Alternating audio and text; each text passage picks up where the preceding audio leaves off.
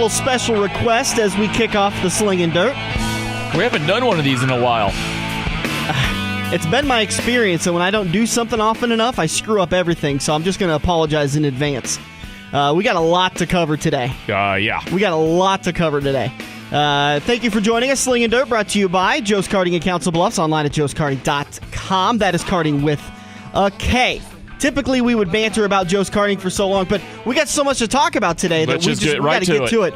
We got a special guest in studio with us today, Action 3 weatherman John Walsh has been talking to us for a couple of weeks, saying, guys, I love this dirt track thing. You guys do this podcast thing.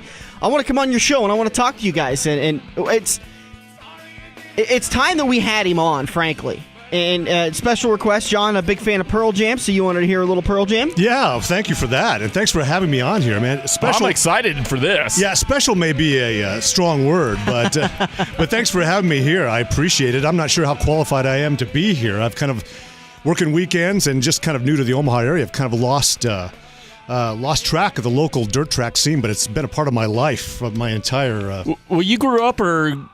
lived out near Hastings, didn't you? Yeah, yes. Mid-Nebraska Speedway, I think that's Doniphan area out there? Yeah, but back then it was what I called the glory days of racing. Now, maybe you could argue with me, but back then in the 70s, and I'm going to be dating myself here, but there was Hastings Raceway, Kearney Raceway on Saturday nights, and then Dawson County Speedway on Sunday nights, and then Mid-Continent. And then, it started out as Mid-Continent Raceway, came on the scene.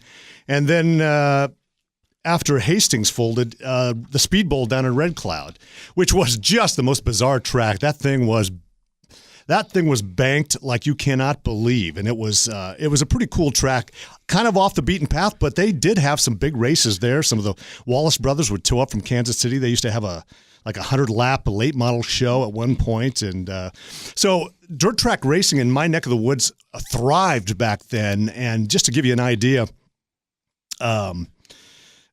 Shows like this, like I said, I'm very excited about the show you guys have because I remember all the local media was into it. In fact, the entire city and the entire community was into racing. And there was just about an equal amount of car count as there was people in the stands. I mean, we used to have E-features. I remember about 20 years ago when I started going to the races. Yeah, E features, D features. Yeah. You're like, man, when is the night ever going to get over? I mean, the heat races, you'd have cars, when the green flag dropped, you would have cars still coming out of the back of turn 4, and these were just heat races. Wow. And they ran the stock class and then the modifieds. And, in terms of Nebraska dirt, you had the Willie Heckeys, the who's who's of racing back then. Willie Heckey, Don Warwick from Norfolk, Ron Williams, and I'm telling you, it was just amazingly good wheel-to-wheel racing. So did you ever hear of a name by the name of Ronnie Wallace? Ronnie Wallace owned the WFO, which in legal terms we can't say what WFO means in racing, but you can only imagine. We can say it on here if it's a cuss word. It's called wide fuck open chassis. Okay. Because you hold we can say this? Oh, yeah. Well, this is going on YouTube. This ain't going out on airwaves. What a great show this is. Yeah, this is getting better. Great. John Walsh is going to be throwing F-bombs out now. So, no, from what I was told, WFO chassis, it was a modified chassis, started designed by Ronnie Wallace, came out of the Kansas area, raced a lot of western Nebraska, the Red Willow, or Red Rock, Red Willow out there, or Red Cloud Speedway. Red Cloud, yeah. Red Cloud, yep, raced out at Dawson. Some of his cars are actually still out there, and they're really, really competitive. But I asked him one time, I was like, Ronnie, what's WFO mean? That's a weird name. He goes, wide fucking open, because I hold the throttle wide fucking open when you're coming off turn 4. If you don't, you lose. I was like, all righty then. Hope I don't offend anybody out there, but that's what he told me in person. So. Yeah, well, that's what it is, I guess, So that's an interesting marketing scheme on his terms. Well, there's a lot of interesting marketing schemes in dirt track racing nowadays. Absolutely. Yeah, I can imagine. But yeah, I think I was thinking of Joe Wallace, and there was a Russ Wallace, of course, that ran St. Louis area, and he was, that was Rusty and Mike's dad. He was big in the dirt track scene in the Missouri back in the day too. But I don't know. There's a lot of guys named the name Wallace, and this guy would come and just, you think one thing I loved. You see guys that run week in and week out, and some guys were just like. Does the name Kent Tucker mean anything to you guys? I've heard of Kent Tucker. He used to run out of Aurora, and he used to just dominate. In fact. that was kind of it wasn't, and I'm not attributing this to him, but that was kind of the downhill slide to racing back at that point. Things started to get more expensive, I think, and so more people got out of it. But when he came in, I think he went like 18 straight features, and he was just a hot shoe. Well, at Mid-Continent Speedway, they had something called the Mid-Nebraska Late Model Championship. It used to be one of the top races around here. For the entire Midwest. They had cars come up from Oklahoma, New Mexico, all over the place. And, of course, the Koziski brothers would come down here. And as good as Tucker was, I mean, once you got I remember the Koziskis and Billy Martin and what's his name? Jerry Wansowitz would come up there, too. And I'm telling you, they would just destroy it. It just shows you just the different levels of racing and how good it gets as you get farther off up in the higher levels of the sport. When you start mentioning Jerry now, to me, amongst anything else that you've mentioned so far, now you're showing your age, because anybody that knows the Wands, as we called him, Wansowitz, he was badass on the track. Oh, he was excellent. Yeah. Oh, man. He was I really liked him. And he came back a few times and just ran a weekly thing, but usually it'd be that during that once a year, or he would come down for the late model nationals. And one thing I really regret, I never got a chance to experience Sunset Speedway when it was open here. Oh, the crown jewel of the Midwest. Yeah. I never had an opportunity to do that. When I first came to Omaha or was coming up here more, they were I think it was like their final year. I used to hear them roaring on a Sunday night, I think is when they ran. So a lot of those guys I got to see in that area down there. And then and then the modified ranks, Russ Bramer, he ran there for a while too, from Windsor. He went on to he did some World of Outlaw stuff, I think. At some point he was big into NASCAR, but it was such a great time. And then they had the next Saturday after the races would go, like, if you can imagine, with an E-feature, it'd go to like 2 a.m. and the crowds would show up. I mean, I'm telling you, if you didn't get there by 6, you did not get a seat. It was standing room only every Friday night, every Saturday night. And then the newspapers, I mean, the races that weekend would be in bold print, the 2-inch typeset that you're turning the page, your fingers are getting black. I mean, absolutely. It was just enormous. I mean, about the size when they announced World War II was over, So, and it was a vote for your favorite driver every week, and it was just the whole town was consumed by it, and I just loved it. It was just very addicting. It was great. They had the coupes, and the one thing that was beautiful about that time frame was that people would just be so involved in it. They'd just get so emotionally wrapped up in different drivers. That's what the fun of it was, and I think that's what kept people coming. It was so polarizing. You would have we had a guy named Lanny Haney and a guy named Wayne Huntley, and he drove a 57 Chevy, full-bodied car, and Lanny Haney drove a coupe, little Ford coupe, and we had inverted starts. The features were always inverted, so the top point leaders would start from the back of the pack, and you can imagine it's still that way. Yeah, with that kind of car count. Oh, is it good? I love that. That kind of car count, you've got a long way to go, and so I don't know. Those two guys were always the perennial point leaders, and the fans would just be one side would be for one side would be for the other, and they'd be very vocal about it. And it was just so great, and and I think that's what drew a lot of people out there. And you kind of need that rivalry, I think. That's why NASCAR, I think, was so successful as well, because people identified with the drivers that way. And I think if you can generate that at the local level as well, it really makes it exciting, make it fun. That was a great time. So when's the last time you actually been to a dirt track? Well, on and off. I was in sports for a while when I was working at the NBC affiliate Channel 5. So I got to cover some racing then. So I would go to Belleville and Kansas City Speedway and stuff. But as far as the dirt track racing, I think Belleville, and I used to go to Knoxville every year too. And I haven't even been able to do that lately, but Belleville's about 100 miles from us and the midgets. And while I was doing that, I was covering it because it needed to be covered. There really wasn't much media coverage locally, which I couldn't believe, because in terms of people that used to come for that, I mean, it bolstered the economy all the way up to York, Lincoln, and a lot of places in Nebraska. You have a lot of cars from Nebraska run down there. But God, just looking at the money that rolled through the Silver Dollar Nationals I was just weekend. thinking about that. I mean, not that. I mean, it just the simulators, the merchandising tents, the beer, the food. I mean, I don't know how much money I gave the Chesters across the street some money with a couple of chicken dinners. Well, you didn't come over to Joe's Karting and spend some money with me. Jason Fakers did, but where were you?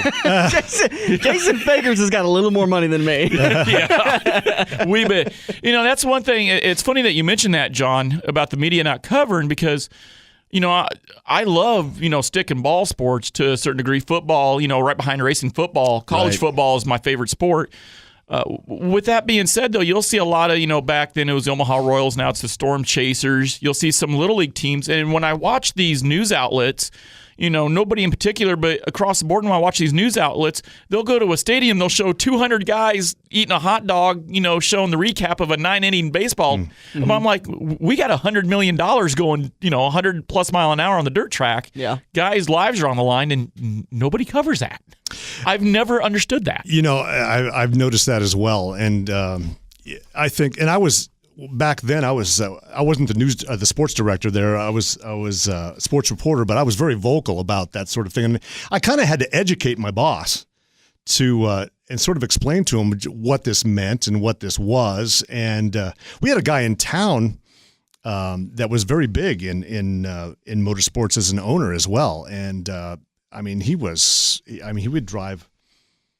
Terry Klatt was his name, and he had a stable of midgets and sprint cars. He had Ford factory backing. He was big time and still is. He had some big name. Ed Carpenter drove for him. You're familiar with him? The guy Ed Carpenter has been on the pole in Indianapolis. Yeah. Ed Carpenter Racing. Yeah. But he came up through the midget ranks with him too. And what's his name? Beast Chassis. Bobby. His name escapes me now. Do you think that if the news outlets were to actually open the door a little bit and start covering this, do you think that would ultimately be better for the sport? Well, absolutely. I think anytime you can generate more excitement and more publicity for the sport, it has to help.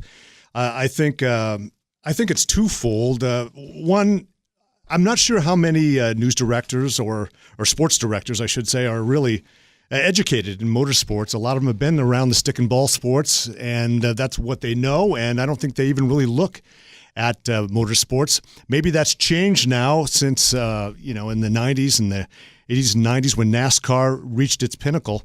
I mean, the entire country became educated and became more of a motorsports fan. But I think it depends on who's running the sports department at some of the local TV stations, whether they have the resources to go to the local dirt tracks. I mean, sometimes the location has something to play. It can be difficult in that, especially on the weekends. But, during the summertime, it's a slow time for sports around here typically, and you would think that in my view, there's a lot of fruit to be picked from the tree sponsor-wise, because motorsports sponsors will get on board with anything that promotes their sport, and so I would think that would be a great revenue generator if more guys would cover it. And I think it's just a matter of the fans maybe stepping up and say, "Hey, this is where the demand is. We would like to see more coverage in this." And sort of make it vocal, make it known. And the other thing is too, I think, like I said, it depends a lot on the head of the department as to how motorsports savvy he may be. There's a simple way of doing that. We were told when we started the front stretch that it wouldn't last a year or two. And behind the scenes, I don't know if I've ever told you, but I had to fight tooth and nail with the programming director for ESPN to get it on the air. And we've tried so hard to get a better time slot for the show so we could be more time sensitive and more relevant. But unfortunately, it's just that racing talk isn't that intriguing according to a lot of PDs. The best way to change their mind, support those that are involved in the sport. Yep. Support the sponsors that are involved in the sport. And frankly, shows like this and like the front stretch and any show that supports it, ratings drives more ratings. It just continues to build from there. And I think that, to kind of build off of what John's talking about too, not only the fans have a little bit of responsibility, frankly, the tracks do too. I mean, as the tracks, the drivers, and the fans, all three entities. I've had an uphill battle with a lot of these tracks, just trying to tell them, listen, put a little money into advertising. I know that's something coming from a salesman. You're like, oh, gee, what a surprise. I need a new car. You're a new car salesman. What a coincidence. It's an honest fact. When I remember hearing a study when I worked for Home Depot that Stanley Tools decided to back out of NASCAR, and they pulled all of their funding out of NASCAR. In 1 year, completely gone. They were the title sponsor for the 17 car for a lot of races, and they backed out. 1 year over year, they dropped 70% in sales. And the most commonly given reason why they didn't buy those tools anymore, they thought they went out of business. Wow. Because they weren't on a cup car. Exactly. That's where their primary source of advertising was on those cars. And so they had to slow, and you lose 70% of your business, now you don't have the revenue coming in to spend on advertising dollars.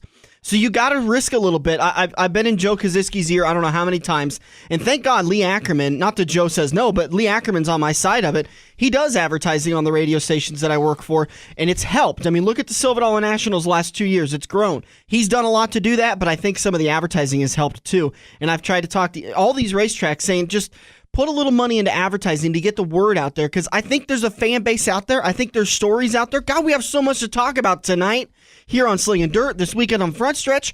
We don't have enough show to get into it. There are storylines out there, but there has to be an interest level on the fans. You have to talk to people. You have to push. You have to go to KMTV.com and say, we want to hear about this story. We want to talk about this story. We want this. We want that. And then they will start covering it. Well, I think there's a lot of interest out there, and you're all right. There's a lot of storylines, but like John said, until those program directors or those news directors get educated a little bit more, not that there's nothing wrong or either way there, but until they get educated more, a lot of them just don't know. I remember I was at a Tiburon golf course, I'm going to say 13 years ago, and I seen a news guy from another station here in town, and I asked him about it. His exact words, well, that's pretty hillbilly. It's dirt track racing. And this is what I told him. I go, we're going to talk 150 teams. Of the 150 teams, probably 75 to 100 of them are CEOs, upper management, or they're the owners of the companies. Yeah. How hillbilly-ish is that? Yeah. And then what you were saying, John, when you get the races coming into town and you generate all that revenue for the local economy, somebody was telling me years ago when Sunset was around, Sunset would hold 4,000, 5,000 people every Sunday night, and it was packed. And so what would happen is you start taking 4,000 fans times $10 a ticket. There's $4,000 right there. Or 40,000. Yep. So 40,000. Yeah, you and I are doing the math now. So you're at 40,000 right there. Well, then you've got the concessions. They had the Sunset End. Well, what they did, which was brilliant, was right after the races, you get to go into the Sunset Inn, which was on property there, and they replayed the whole night's races right there on the big screen, and you got to eat the famous roasted chicken.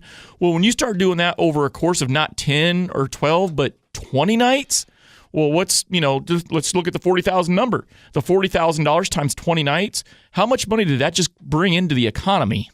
It's tremendous.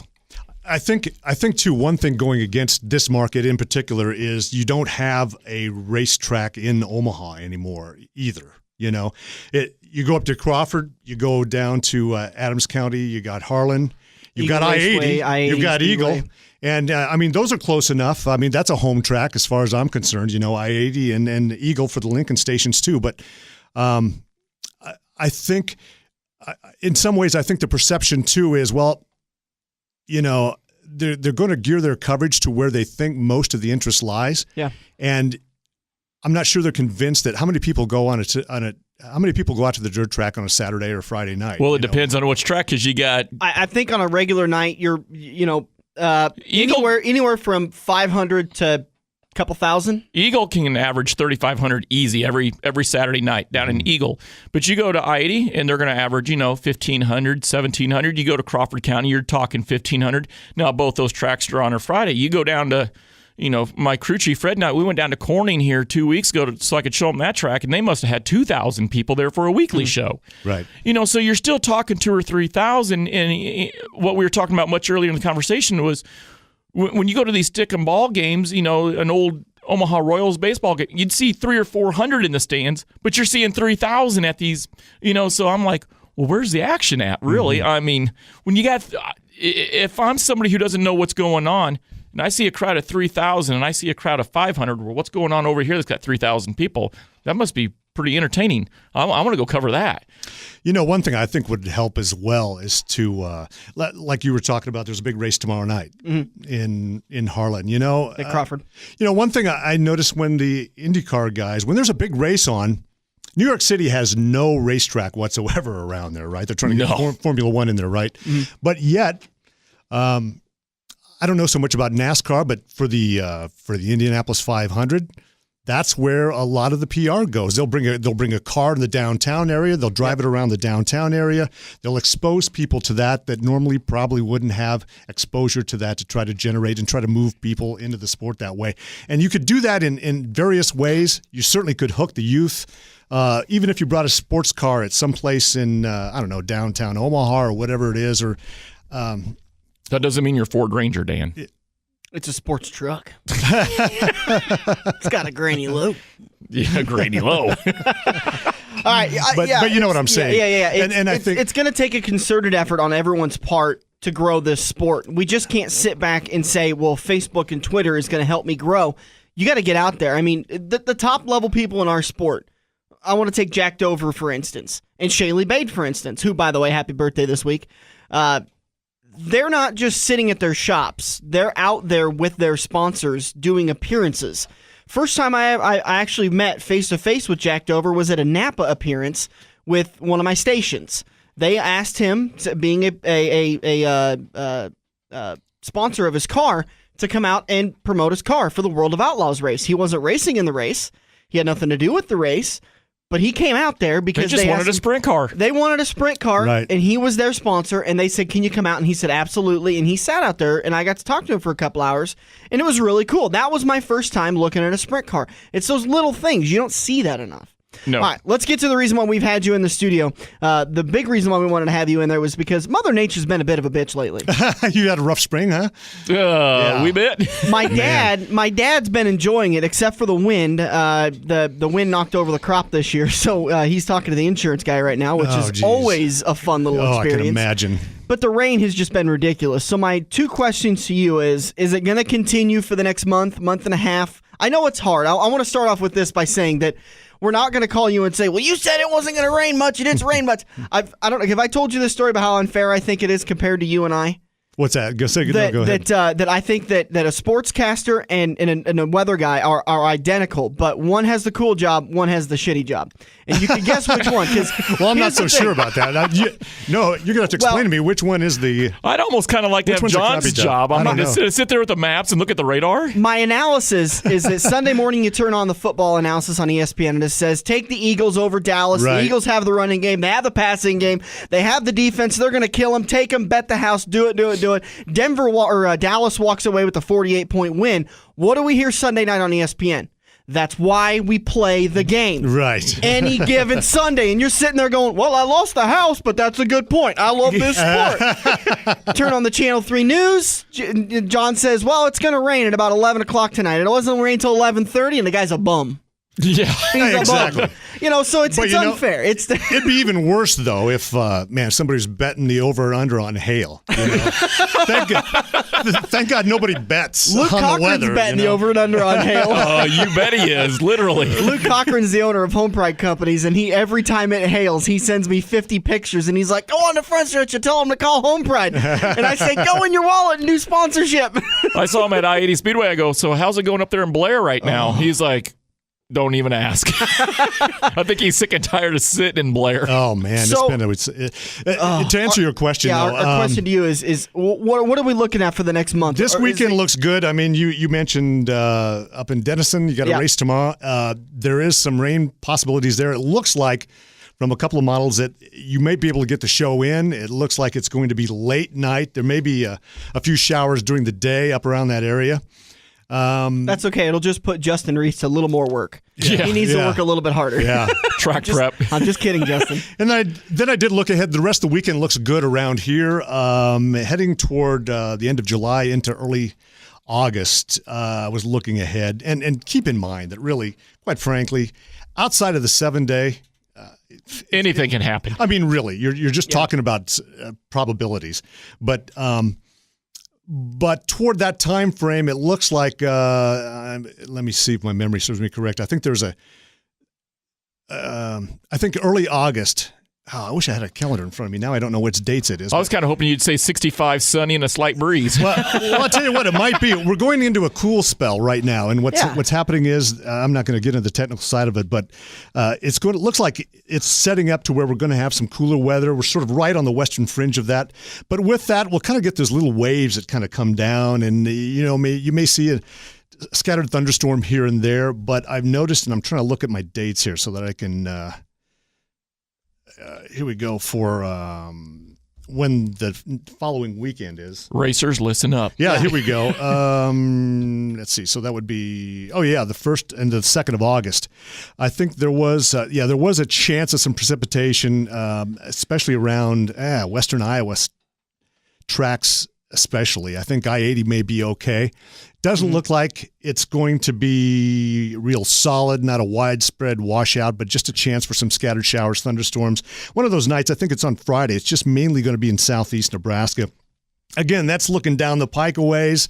Don't hold me to that, but it's indicating that there's a better chance for some rain during those weekends. And beyond that, 6 to 10 day forecast, it looks like the better rain chances will be farther to the west of us. So we'll keep our fingers crossed and hope we can get all the shows in and have the rains dance around us. But it doesn't look like it's anything setting up right now where there's a widespread thing, but I'd be glad to come back at any other time and update you on those. We'd love to have you as a segment on Slingin' Dirt. And frankly, it sounds like hopefully if you can get some time and you can get a little more involved in the dirt track world, it sounds like we're going to try to have you on the front stretch live one of these weekends. If you're up on a Sunday morning and you want to join us, we'd love to have you. Or bring the sausage and scrambled eggs. I've got to cater too. I guess. John Walsh, Action 3 news team, weather alert team. You can check him out. John, when are you on the air typically? Oh, many different times, but typically weekends. So. Okay. John, we appreciate your time. Love having you on the show. Can't wait to have you back. Oh, so great. Thank you. This has been a good time for me. I don't get to talk racing with a lot of people. So you're welcome to come back. You come back any Wednesday night you want. So thanks a lot. Anytime. Thanks for having me. Thanks, Jim. All right, John. I told you we were going to screw things up, and we're going to continue to screw things up. Well, at least I am. All right, who's our next interview? Well, we're trying to get Rick Munson in here. The guy's been racing since Fred Flintstone was pedaling a car around, Bedrock. Him and his dad, his dad goes back to the Paleolithic era and was riding T-Rexes around and was racing Brontosauruses for a while. So we're just waiting for him to get on in here. All right, well, we're going to take a short break, and we will be back just in a few minutes as we will get with Rick Munson.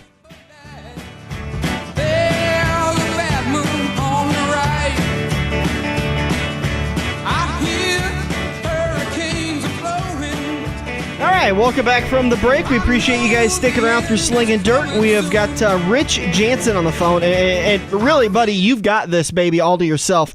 So I'm going to let you kind of take it over. If I got a couple of dumb questions, I'll pipe in. We've still got John Walsh who's been joining us. So, John, if you got any questions, you're welcome to join us also and to ask any questions. So, buddy, go ahead and take it away. Here's what happened. Sport mod racer from Eagle Raceway calls me yesterday. He goes, Bud, what's this new oval track going in Springfield? And I'm like, Springfield, Missouri? He's like, no, Springfield, Nebraska. Been hauling concrete down there. So it took me about 45 minutes. Make long story short, I got a hold of the Sarpy County Chamber of Commerce, and they're like, well, we don't know if there's a circle track, but there's a like a mud and tractor pulling track and a motocross track going. But what we got on the show today is Rich Jansen, and I'm sorry, Rich, I don't know your actual role with the Sarpy County Chamber of Commerce there, but they said that you're the one kind of tying up the loose ends with this motorsports complex. So at this point, Dan's handed it off to me. I'm going to hand it off to you, and if you can kind of educate us as to what you guys are doing down there in Springfield, Nebraska. Well, we bought some extra land down there about 10 years ago, and we've always had a vision of putting in a bigger arena for our motorsports, and a lot of it was due to because of the congestion of our other one. And so we moved built a brand new, it's 360 feet long. It will hold a maximum about 4,800 people. It's got a roof over the top. We got a 400-foot long track in front of it. 100 feet wide. If we have to, on tractor pulls, we can run 2 sleds at a time. And then some guy come up with this deal about the motocross racing. And so we kind of checked into that, and it seemed like there was a lot of people interested in that type of deal, with motorcycles and, you're off the road, like your 4-wheelers and stuff like that. The company that we have that's going to help us put this on, I'll give you the email website is www.abbottmx.com. And the guy that's the promoter of that is Pat Thomas. And we've had a lot of inquiries about this already. I've never seen one in my entire life, but a lot of people say it's really, really exciting. We're going to hold this show. It'll start Saturday, August 2nd, 2 p.m. till 10:30 p.m. The classes, we have one class that pays, the pro class is $3,000 prize money. And then we have another class they call Dash for Cash. So that's, going to be a new event for us. And then also Thursday, July 31st, we're having a truck and tractor pull. And normally we draw people from, for instance, last year we had people from Kansas, Missouri, Iowa, Illinois, South Dakota. We're all contestants. And it's quite an event. We have several different classes. And then the modified diesel pickups is really what the big draw is to that. They have pickups that are putting out way over 1,000 horsepower. It's just unreal. Diesel pickups. And then also on Sunday, the 3rd of August, 7:30 p.m., we're having a demolition derby and a compact figure 8 race. And then also we got a new event in there. We have these little electric, I don't know if you've seen kids that got these little battery-operated cars. Yeah, my co-host has one. It's a Ford Ranger. There you go. Well, it's a little smaller than that. no, that'd be something I'd have to drive. That wouldn't fit more than others. Yeah, we're going to have that put on there as the intermission there, so the young kids will have a little excitement. It sounds like we got 12 cars already entered. And prize money, like for our demolition derby, we have a $12,000 purse. I mean, we put a lot of money in it, and we get some good cars coming in, and we have some local people coming in, and it's a blast. I mean, I'll tell you what, it's a show that the last 3 years we've had a sellout crowd. We had to turn people away, so that's another reason why we built this new facility. We can accommodate more people. Me and John Walsh were talking with my co-host, Dan Taylor, and John had brought up a good point, back in the late 70s, early 80s, where he came from out of Hastings. The community really got behind the motorsports, whether it be modifieds or sprint cars or whatnot. And before I go into this, I wanted to mention that, here on the Slingin Dirt, it's typically circle track, oval track, but this is such a new venture for you guys down in Springfield that I felt compelled that we've got to talk about this. But how well did Springfield, Nebraska get behind you guys making a new facility for this kind of racing? Well, I'll tell you what, Springfield is an old community, and sometimes it's a little hard for people to adopt change. But so far, it's every day down there when we're working on this. It's about like a parade. We got people that come down there and looking at this and asking us about it. And, this thing was designed by our own board members. And we had a contractor out of McCook, Nebraska that put up the bleachers for us. And it's been kind of an exciting summer down there. We had a ribbon cutting last Monday night. We had a good attendance. I was really amazed at how many people showed up for that. and we give people tours of what we had to offer down there. And, we put bathrooms underneath the bleachers, and we put 2 concession stands, and we'll be able to serve beer in the stands now. We moved us, down to the other end of the fairgrounds, and we got it kind of separated there from the 4-H and open class and the other parts of our fair. But it's going to be exciting for the first year. Normally, like last year and the year before, we have between 50 and 60,000 people go through there. I mean, we got a good drawing area. We're halfway between Omaha. We're a little closer to Omaha than we are Lincoln, but still, we got a lot of people out of Lincoln that come up, and I don't know. I'm just excited about it. I'm hoping that the weather. I looked at the forecast, and they showed in the middle 80s, so that's about perfect to have a good fair, and it's not too warm and not too cool. With the long range, forecast, long range indication on this new facility, we were talking last night, maybe 10, 12 years out. You were saying, if I remember right, Secondary was possibly putting in a oval track at some time. Sure. The way we designed it, we put the bleachers clear up against the east property line, and we do have room to extend an oval track around the other way and come in. So, no, I kind of had that in mind when we were doing that, because I talked to a guy named Randy Valky that lives down by Tecumseh, Nebraska, and he goes to the I-80 track a lot, and he had some concerns about what may happen down there in the future. And nobody knows what's going to happen, really, but just in case, we thought that we would build this thing that would give us more options if we had to. Is there any fear that with opening up that track, that the oval track, that maybe, because we've kind of talked about the diminishing car counts as it is, that maybe there's too many ovals. Is it going to be hurting the car counts even more if you guys open up a track, or is that something you're going to look at down the road? No, it's something that we're going to look at down the road. We'll see once what the demand is and how many people are really interested in it. And we'll probably, some of us will be going down there and just checking it out and see how many people it really draws. And, we'd have to add on to our bleachers and put bleachers on the other side of the track too. But, we're pretty open-minded down there, and what'll ever cash flow for us is probably what we'll do.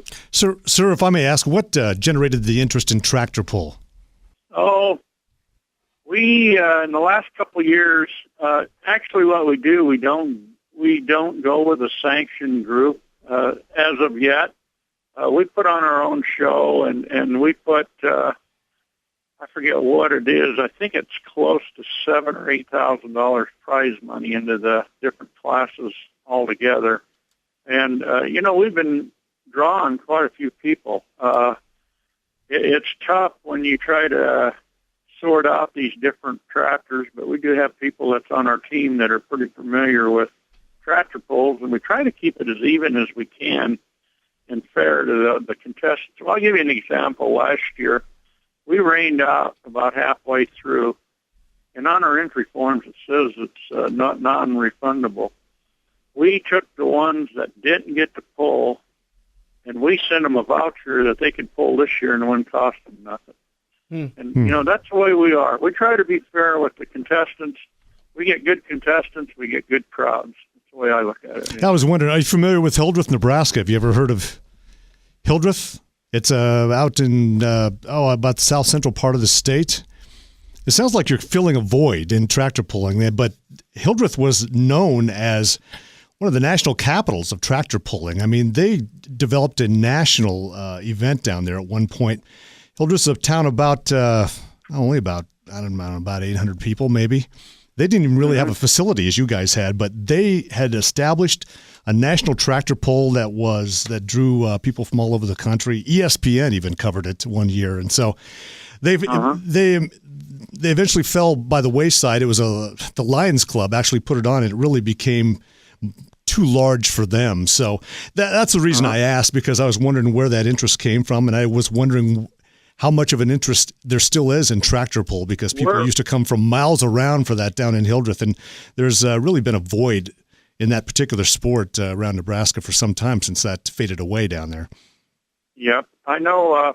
Like I said last year, we had some contestants even come from Illinois, so it's getting around, and it's it seems to me like that part of it is picking up, because there has been, I think a lot of it is due to the farm economy. The farm economy in the last 3 or 4 years has really been good, and a lot of people have, always wanted to do something like that, but it was always kind of hard to, justify. But I think some of the farmers were making more money and stuff like that more of them were getting into it. I don't know. It seems like it always draws us a good crowd down there. But we're still open to, talk to the outlaws or the bush pullers. I mean, maybe we could put something on like that. And I had a guy today call me that does semi-truck pulls, and he heard about our facility. Apparently seen it on the news or something. And he said the length of our track would be just perfect, because they need a little area to get it going, after they get it going, and then they put the weight to it. And he thought that we'd have an excellent facility for doing stuff like that. And we told him we're definitely interested. Rich, we appreciate you joining us. Is there somewhere we can go to keep up to date with how the progress of your guys' facility is coming along? Sure. Best thing to do is go down there and watch it. I'm kind of like a Missourian. You got to see it to believe it. That was the best response I've ever heard. Heck with Facebook. Get down here and watch it. I'm the guy that does the announcing down there, and I have a world of fun with the people, and it don't take me long to get to know the crowd. So. All right, Rich, we appreciate your time tonight on Slingin' Dirt. Have a good one, buddy. Hey, you too, and thank you again. And anything, just give me a call. We'll let you know what's going on. All right, we'll do. Thanks, buddy. Yep. Bye now. Bye. That's the epic answer of the year. I'm telling you there. I thought I left it open for him to give a good Facebook plug, and he's like, just come down. What are you? That's a promoter right there. I'm telling you. All right, that's going to do it. You got anything else we need to talk about? No, the only thing I was going to say is Springfield, Missouri. If you haven't ever been there, John, and I don't know if you even know where it's at, Dan. Oh, is it Missouri or Nebraska? It's Nebraska. Okay, straight you just south said about, Missouri. Or Springfield, Nebraska. Okay. I'm sorry. You got me worried. It's 11 miles straight south of Sap Brothers on Highway 50, just halfway between Omaha and Louisville. Home of Jack Dover, right? Home of Jack Dover. Yep. Jack Dover actually lives 2 miles to the north out in the countryside, where he drives a sprint car up and down the gravel roads. You know where Jack Dover lives? I've been in Jack Dover's home. I wondered why he was moving. Is he nervous about that? I wonder. Well, he's moving now. Could be. He's moving on up. Something about the restraining order or something, but no. But Springfield, Missouri, when it comes to tractor pulls and truck pulls, he's right. They've never gone with, I think it's the National Truck and Tractor Pull or Association or something like that. I know which sanction you're talking about, John. They've never been sanctioned with them, but in the Midwest, when you talk about truck and tractor pulls and you bring up Springfield, Nebraska, people know exactly what you're talking about. They've sold out the crowds every year for the last 6-7 years. They've had a full field of trucks and tractors. It's a big time stop, and it happens, I think, on the same night. I'm not for sure, but on the same night as the rodeo, and it's right there in the fairgrounds. But this is exciting times for Springfield, and who's to know? 10 years down the road, like you said, you never know. There could be. They left room to expand to an oval track. So, you were saying on the Slingin' Dirt earlier, you never got to go see Sunset. Sunset was in Omaha. Right. And so when all these tracks are out in the middle of nowhere, and now all of a sudden, Springfield's kind of like Gretna. You might as well just call it a suburb of Omaha. Yeah. Well, it sounds like they're filling a niche, too, which is beneficial for them if they're bringing in motocross. And I know Denton was the only track that I knew of in Nebraska that had a motocross track. And motocross is huge in Kansas. My cousin used to have to go down there and race all the time. And I don't really think there's that much, or there's ever been that much around Nebraska. So there's a lot of potential on the upside for that as well. Hey, John, to bring your conversation full circle to what we were talking about earlier in the show, you were talking about how we need to find creative ways to promote our series. Reggie Wayne pulled up to Indianapolis Colts training camp this week in an Indy car in an effort to promote Indianapolis Motor Speedway. There you go. And guess where I found that article? SportsIllustrated.com. Does that mean I could drive my sport mod to work? As long as you don't hit anything. Or get stopped by the police? There you go. Yeah. You got work to do, Fred. And apparently someone's got bail money to find, too. We appreciate everybody joining us. Are we all done? Yep. I don't want to wrap it up before we're done. No, we got Midsummer Classic to watch tonight, and Mudsummer we got a Classic. car to go scale, and John's going to make sure it doesn't go rain in the next 4 or 5 weekends. All right. Well, I'm punched out now, so Oh, okay, I'm not on the clock, Yeah. so I'm not going to worry about it. Hey, as we always say, get out and support your local track. Support those that support your local track. Go spend money at the sponsors. Make sure to follow everybody on Facebook that supports local racing. Support Buddy, support John, support everybody that is involved in it, and we will help grow this sport. This Sunday morning at 8 a.m., make sure to tune in. Turn number 1, Dylan Smith, driving the number 95 A-Mod, the IMCA Boone National Champion last year. He's going back this year to defend his crown. We talked to him this weekend, and we got a big show lined up for you. We thank you for joining us on Slingin' Dirt. Buddy, say goodnight. Good night.